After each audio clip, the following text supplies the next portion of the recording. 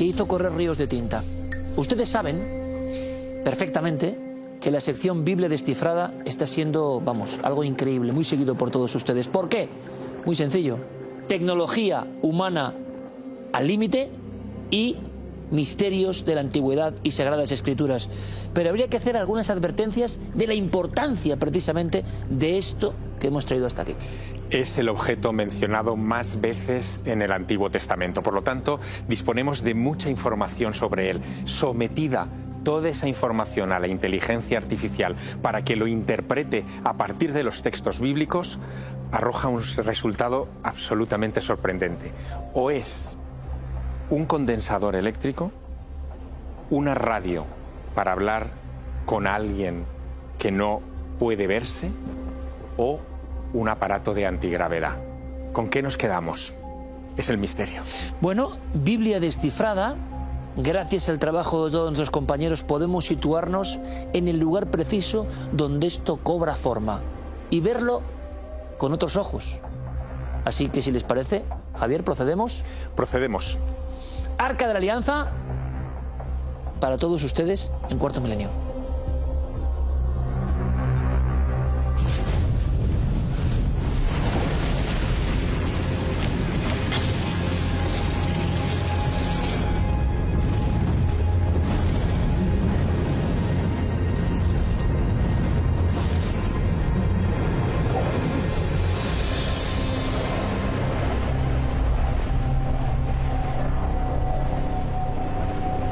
Fabricarás pues un arca de madera de acacia. 2 codos y medio será su longitud, codo y medio su anchura y codo y medio su altura. La revestirás de oro puro, recubriéndola por dentro y por fuera. Y harás sobre ella una cenefa de oro alrededor. Fundirás para ella 4 anillos de oro que pondrás sobre sus 4 pies. 2 anillas sobre uno de sus lados y 2 sobre su otro lado. Harás asimismo varales de madera de acacia y los revestirás de oro. Introducirás los varales en los anillos a los costados del arca para transportarla. Y pondrás en el arca el testimonio que te daré.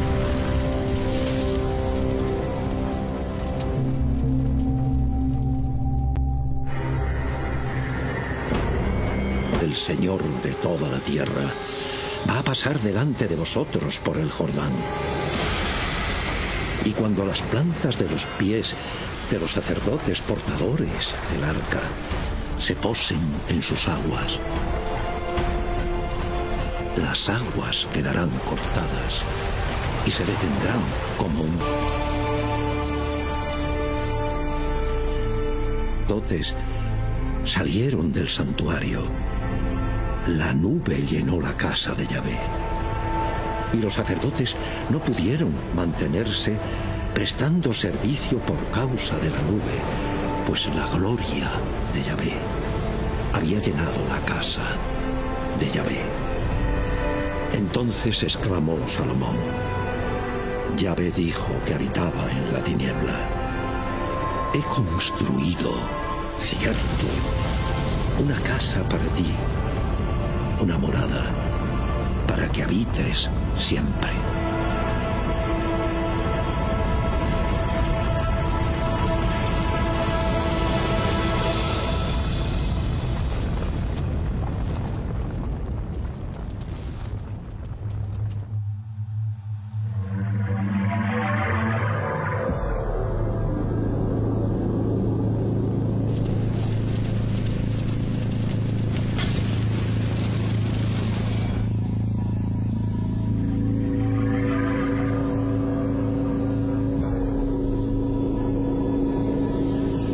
Ya lo ven, todos somos testigos. En esta sección tan increíble, tan alucinante, vagamos entre la tecnología y el pasado más remoto, entre el ayer y el hoy.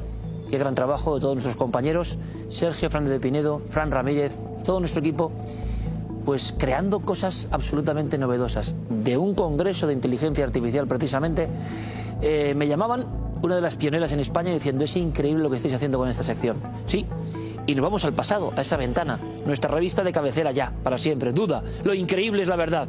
¿Era una pila atómica el Arca de la Alianza? Y decían, don Javier, ¿por qué solo una tribu podía tocarla sin morir? O sea, fue un gran hit de los fenómenos misteriosos llevados a objeto ancestral en su tiempo. Es lo que cambió el destino del pueblo elegido, la posesión de ese objeto, que no solamente era una reliquia que les conectaba con la divinidad y les permitía escuchar la voz de Dios entre los dos querubines del tabernáculo, sino que además actuaba como arma que protegía al pueblo, pero cuidado, que no manejada con cuidado podía llegar a agredir al propio pueblo elegido. Por lo tanto, estamos aquí... Era como una bomba. Exacto, estamos ante una fuerza que a veces controlaban los hebreos y a veces no. Y el único que tenía un cierto dominio sobre la situación era Moisés. Moisés, que fue el que por primera vez habla con una entidad superior a la que no le pone nombre, la llama Yahvé, pero Yahvé significa el Señor. No tiene ninguna acepción ni ningún nombre como el resto de dioses del entorno. Y lo ve sin verlo en una zarza que arde, que también es otro prodigio extraño. A partir de ahí, en el Sinaí, recibe unas instrucciones precisas, muy meticulosas, sobre cómo debe construir ese arca y con qué materiales debe construirlo. Y después el Señor, Yahvé, esa criatura, va tutelándolo durante toda su vida hasta que el propio Moisés termina implicando a su familia para el control de aquel objeto. La verdad es que es de una potencia tan extraordinaria que las sospechas de que pudiera tratarse de una especie de condensador eléctrico surgen al poco de llegar la electricidad a todos los hogares del mundo. A principios del siglo XX, en 1909, ya había ingenieros alemanes que se dieron cuenta de que, tal como describía la Biblia, el Arca de la Alianza era una botella de Leyden. Una botella de Leyden es un artilugio para guardar electricidad muy rudimentario, con un contenido de agua, una especie de cable o de pieza de varilla metálica que toque ese agua, la varilla metálica terminada fuera de la botella en una especie de bolita que recoge la electricidad estática del entorno y que la concentra en el recipiente. Bueno, el Arca de la Alianza es una botella de Leyden gigante que, según los cálculos que se han hecho, podría llegar a generar hasta 20.000 voltios. 20.000 voltios, Iker, hace que cualquier ser humano que lo toque se carbonice. Fulminantemente. Fulminantemente. Con 10.000 voltios sufrirías un paro cardíaco, con 20.000 caerías, desde luego, sin remedio, o sea, fulminado por aquello. Y eso explicaría, si fuera una botella de Leyden antigua, explicaría por qué a veces era agresiva y por qué a veces era pasiva. Agresiva cuando había cierta electricidad estática en el entorno, cuando la metían dentro del tabernáculo y debajo de aquellas telas la electricidad estática se multiplicaba, o pasiva cuando había más humedad en el ambiente, cuando había un traslado del objeto, en fin, por zonas que podían ser más, más fértiles, más llenas de vegetación y que amortiguaban el impacto de esa electricidad estática. Pero aún así, Iker, y este es el problema que tiene el Arca de la Alianza, no solo era una botella de Leyden antigua. Sino era esa radio también, ¿no? Era esa radio, porque en varios episodios de Levítico, de Números, del Deuteronomio, del Libro de Reyes, se habla como entre los dos querubines se manifestaba la voz de Dios. Y Dios hablaba a través de ese objeto. Pero no solamente eso, sino que también, por otras descripciones en esos libros bíblicos, pero también en comentarios hebreos como el Midrash, aparecen descripciones de que el objeto era también de una fuerza gravitatoria extraordinaria. Y esto ya se nos escapa por completo de lo lógico, ¿no? De lo que pensaríamos como lógico. Entonces estamos hablando del gran objeto misterioso de este tipo, sin duda alguna, superando lo que hemos contado en esta sección. Piensa que cuando el pueblo elegido ya camina, digamos, hacia la tierra prometida y tiene que atravesar el río Jordán para entrar en la tierra prometida, y esto aparece muy claramente descrito en Josué, el arca consigue que las aguas se separen y que el pueblo elegido cruce entre las aguas pisando tierra seca. Pero es que en el Midrash se habla de los caídos.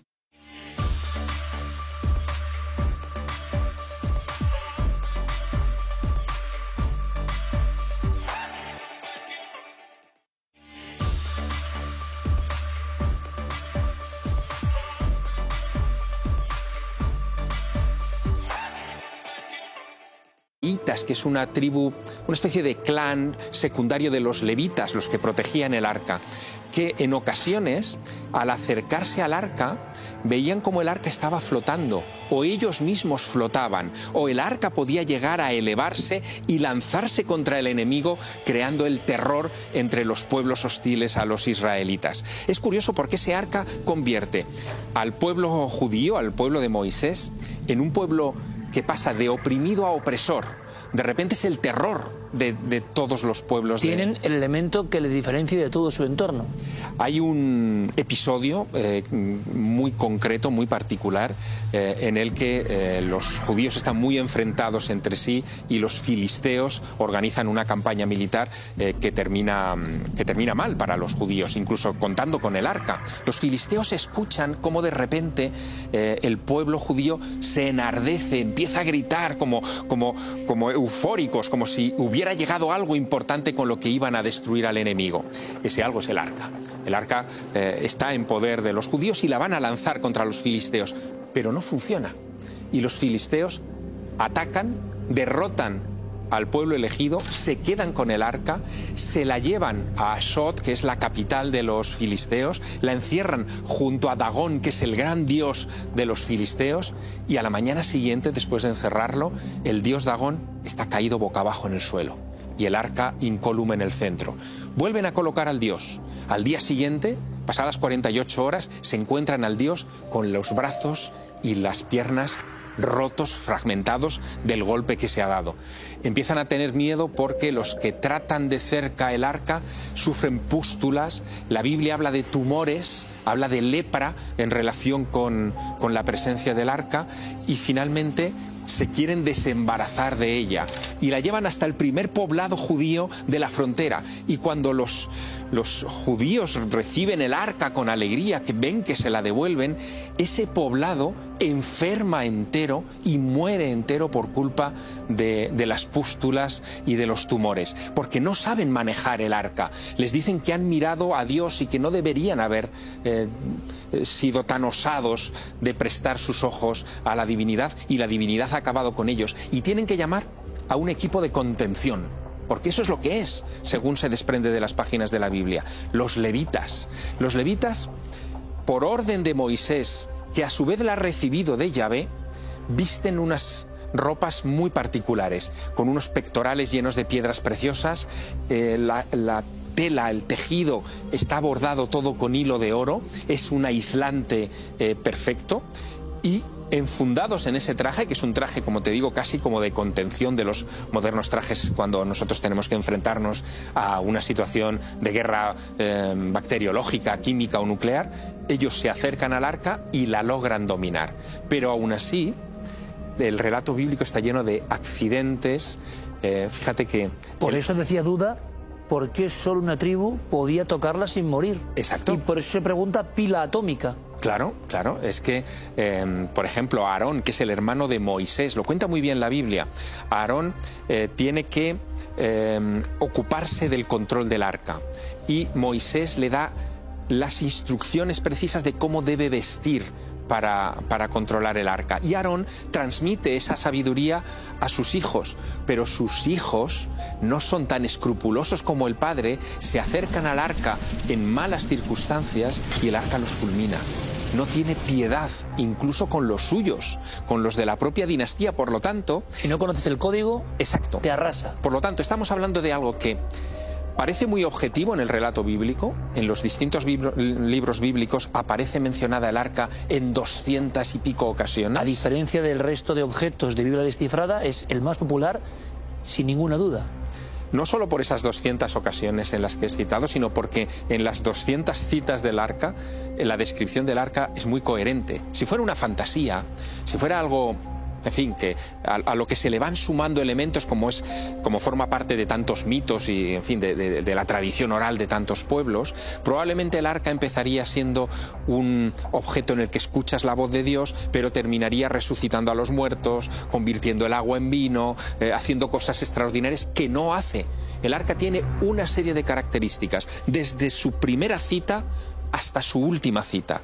Y después viene el otro gran misterio, que es ¿por qué desaparece el arca? ¿Dónde está? ¿Dónde está? Porque hay culto en diferentes lugares del planeta y muchos amigos jóvenes que se incorporan al cuarto milenio estarán alucinando. ¿Esto está en la Biblia? Sí, esto está en la Biblia. Gente como Spielberg lo convierte en icono de la aventura, de la búsqueda. De autores, como tú bien conoces, especulan después de los primeros que hablan de electricidad y su poder.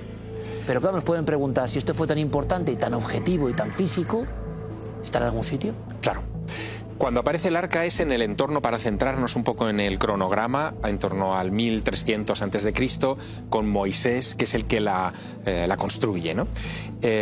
Pasará por distintas manos hasta que finalmente Salomón construye un templo permanente para albergar el arca. El templo de Salomón, cuando uno atiende a la construcción y a los elementos con los que se levanta, también es muy particular. Dice la tradición bíblica que planta delante del arca 2 columnas.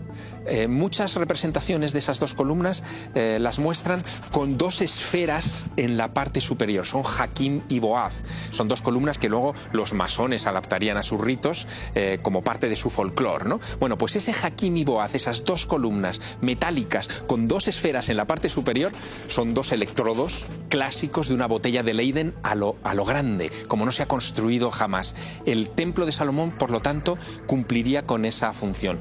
Pero esto que ocurre en torno al 990 más o menos antes de Cristo, termina desapareciendo en un momento dado, en torno al 930-40 se cree, que es cuando un faraón de la 22ª dinastía, el fundador de la 22ª dinastía, un faraón libio poco conocido, Sejong, roba el arca y ya no se vuelve a saber de ella. Esa es una de las teorías. ¿Es la última pista? Bueno, es la pista favorita de Spielberg, porque Sejong podría haberse llevado el arca a Tanis, que es lo que él reconstruye en Busca del Arca Perdida, la famosa película de Indiana Jones. Pero quizá no sea la más correcta, porque hay otra pista que la encontramos a varios miles de kilómetros al sur, en el corazón de África, en Etiopía.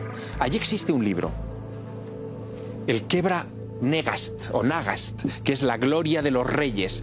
Es un libro etíope que es el libro sagrado de los judíos falasas, de los etíopes de allá, que veneran en Santa María de Aksum, una pequeña iglesita en la ciudad sagrada de los etíopes, un objeto que dicen que es el Arca de la Alianza. Veneran hasta hoy mismo. Hasta hoy. Es decir, no estamos hablando de un culto remoto, hasta hoy.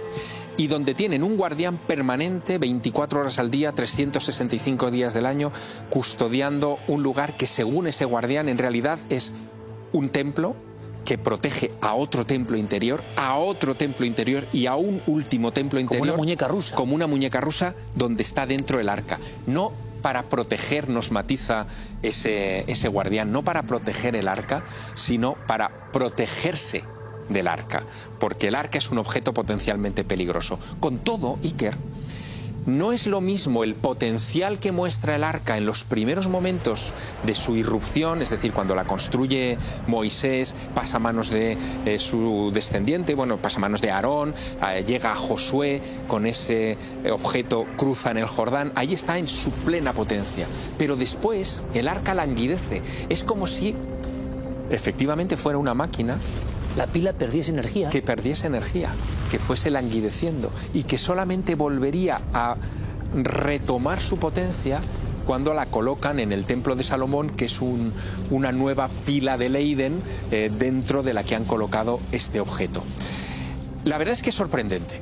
Hombre, es una de las grandes historias de la antigüedad, sin lugar a dudas, y entendemos por qué grandes del entretenimiento enfocaron en ella, ¿no? Claro, la pregunta es, ¿de dónde salió Esa es la gran pregunta, Iker. ¿De dónde salió ese conocimiento tecnológico que permitiría a un pueblo como el pueblo judío tener electricidad más o menos a su control y una serie de elementos alrededor de esa superelectricidad que utilizaría para aterrorizar a los pueblos de alrededor? Y quizá la respuesta esté en el antiguo Egipto, porque 100 años antes de que se construyera el Arca de la Alianza, y lo sabemos porque conservamos su tesoro, vivía en Egipto Tutankamón, y en el tesoro de Tutankamón, que es el único de los faraones que ha llegado hasta nuestros días, hay cofres que tienen las mismas dimensiones que el Arca de la Alianza, que tienen incluso los varales para transportar el arca que están descritos en el Antiguo Testamento, pero en el Antiguo Egipto también hay sospechas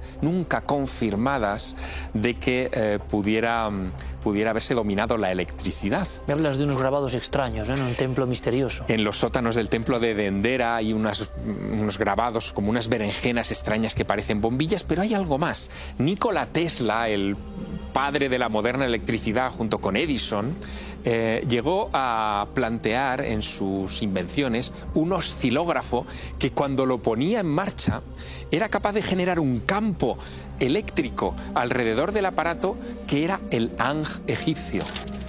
¿Habían descubierto los antiguos egipcios algo parecido a esos oscilógrafos? Y el Ankh sería el símbolo de esa fuerza. El símbolo de esa fuerza, efectivamente. Bueno, y recuerda en esa época la idea de electricidad en el pasado. Ambos hemos estado ante esas bombillas, que es un lugar muy, muy oscuro, es un lugar muy especial. Y con las bombillas de la actualidad de una linterna tienes que alumbrar las supuestas otras bombillas, porque todo esto es muy polémico. Pero luego están aquellas pilas de Bagdad, por ejemplo, ¿te acuerdas? Por es decir, supuesto. la idea de que en la antigüedad había, bien sea para metalurgia, para otros temas, inicios de intento de control de la electricidad. Y quizá este fuese el condensador mágico. Es la conversión de esos indicios que se utilizaban, como muy bien dices, por ejemplo, en metalurgia para dorar piezas. Sabemos que se utilizaba la electrólisis para, sobre piezas de hierro, poner una cubierta muy fina, microscópica de oro, que es lo que ha llegado a nuestros días. Y eso solo se puede hacer con electricidad, dominando los átomos, los electrones del proceso. Pero es como si alguien hubiera convertido ese conocimiento en un arma. La pregunta es: ¿divino, humano o de fuera del planeta? Son tres posibilidades. ¿Le extraña a usted el eco de esta sección? No, no me extraña y ojalá despierte mucha curiosidad. Esa es la gran misión.